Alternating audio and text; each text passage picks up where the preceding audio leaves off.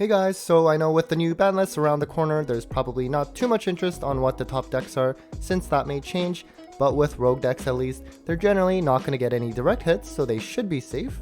So if you wanted to look into which rogue deck to pick up, then here's a video where I go over what rogue decks are being played among players ranked in the top 100 on Dueling Book. So as usual, we first have to quickly go over which decks aren't considered rogue for the sake of this video, which are these 7 here that I consider as either tier 1 or 2.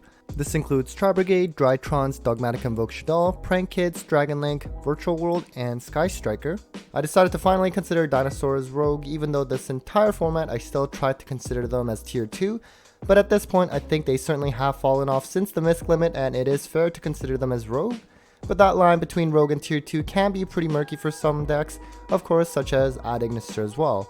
So I looked at any matches that involved a rogue deck among the top 100 ranked players on Dueling Book, and this was the breakdown based on around 537 matches. So Eldritch variants, mostly Dogmatica Eldritch it seems with a lot of power traps, was the most represented among rogue decks.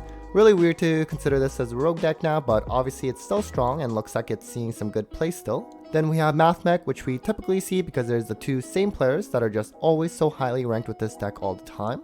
And for Noble Knight is also a very common occurrence in my rogue analysis because it's a really strong combo deck that can still do some hand loops and pretty devastating if it can go first. Next we have Altergeist, another popular rogue deck in any format, so if you want a safe rogue deck to go with, this one is a very good choice because it's just done well over a very long time. At Ignister contributed the next most amount of matches and has shown success at real events as well, and some may consider it as more tier 2. We have ABC, most popularized by Pier555 on Dueling Book, but he's certainly not the only one who is a high ranked player running this deck, so it's certainly worth a try as well. Then we have Salamangreat, which typically is one of the most played decks in general online throughout the entire time it's been released. If you saw my top 5 most played rogue deck video, then you'd know that the cost of this deck is also by far the most reasonable among rogue decks as well. Phantom Knights came next, followed by Pure Zodiac, decks that are typically seen in these rogue analysis. The surprise entry this time around was DDD, with 22 matches contributed, which means this involved at least 2 players in high ranked. It's a heavy combo deck involving the pendulum mechanic, and it is typically considered as one of the most difficult decks to pilot because of its different combo branches. So if you're just starting out competitive play wanting to run a rogue deck, this may not be the best one to start off with, but something you can come back to later down the road. And then we have Burning Abyss and Dinosaur, something that we typically see as strong rogue options. Grim Maju was also here, which is really cool, and this was more of a control variant with traps than your typical Oonga Boonga beatdown type of deck. Mech Knights being here isn't surprising, but another new addition to these rogue analysis is Trains, which is a going second deck that can burn with Gustav Max and then deal a crap ton of damage with Gustav Lieb.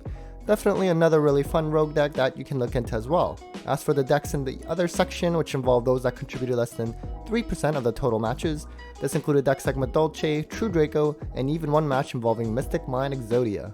Now compare this month's breakdown to the previous rogue analysis breakdown I did right at the start of August. You do see that it's pretty diverse, but not as much as this month. Some other unique rogue features last month among the top players involved decks like Heroes and Plunder Patrol, all of which are super fun decks as well. Heroes on the other hand is a super expensive deck, so keep that in mind if you wanted to pick that up. Now overall, our top 100 ranked players that use a rogue deck won 72% of the matches, which is certainly higher than the typical 67%-ish in my previous rogue analysis. As for the playstyle of these rogue decks played by our top players, almost half were a control style, not too surprising given that we did see a lot of Eldritch and Ultrageist for example. You did have about 17.5% with a beatdown strategy, such as Trains and Dinosaur. Now let's cover the top 5 decks in more detail.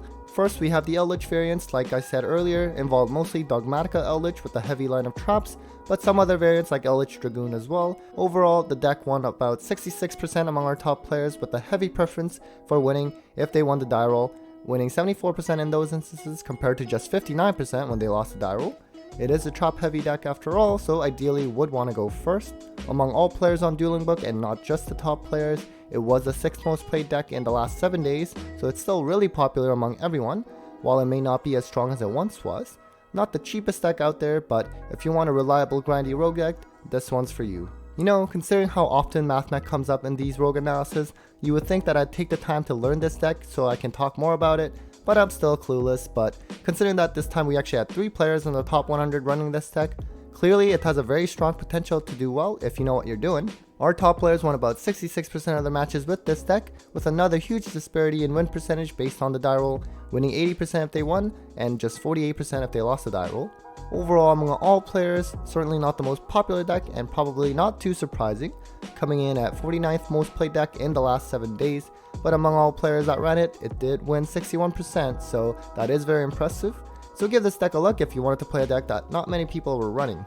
Then we have Infra Noble Knights, which won an impressive 72% of their matches, with the top players winning 84% if they won the die roll versus 60% if they lost the die roll. Still a strong deck, consistently is one of the most played road decks among top players, and consistently one of the most annoying decks to go against because being hand looped just isn't fun.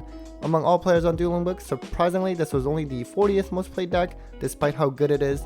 These players won 64% with the deck as well, so that's quite high, and I personally would go with this deck if you're looking for a combo rogue deck. Next we see Altergeist, which won an impressive 74% of the matches among our top players, so the highest one on here in my video today. Certainly did better when it won the die roll with an 82% win percentage compared to winning about 2/3 of the matches if they lost the die roll, but that's still pretty good. It's a trap heavy deck but not too focused on floodgates like typical trap decks, and has been good for such a long time that it will be a good option to choose if you're worried about how the format will shift after the new ban list comes into effect. Very frequently played, coming in at 9th most played deck among all players on Dueling Book in the last 7 days, and it won 58% of the matches among all players. And finally we have Ad Ignister, which also had an impressive win percentage at 72% among our top ranked players, although keep in mind of the small sample size as always. Since Lightning Overdrive, the release of new Ad Ignister cards, the deck has certainly shot up in popularity and is another combo option if that's your preference. Funnily enough, it won all matches when they won the die roll, but it's only based on 17 matches, so don't forget about that. It's obviously not actually going to win matches all the time when it wins a die roll. Didn't do too hot when it lost a die roll though at 50%, but again, small sample size. Now among all players on DB, it was the 13th most played deck in the last 7 days, so certainly very popular. There were a few tops with Ad Ignister in the remote duel YCS a couple of months ago, so it has strong competitive potential. And so if your interest is about setting up a high attack monster that's unaffected by other cards in Arrival at Ignister, then this is the rogue option for you. Alright guys, so that was it for this month's rogue analysis. Hope you enjoyed that and hope that helped a little in helping you find the next rogue deck to play. It's always hard deciding what deck to run when the new ban list is coming soon, but sometimes we just can't scratch that itch to just pick up a new deck anyways. That's it for me. Take care guys.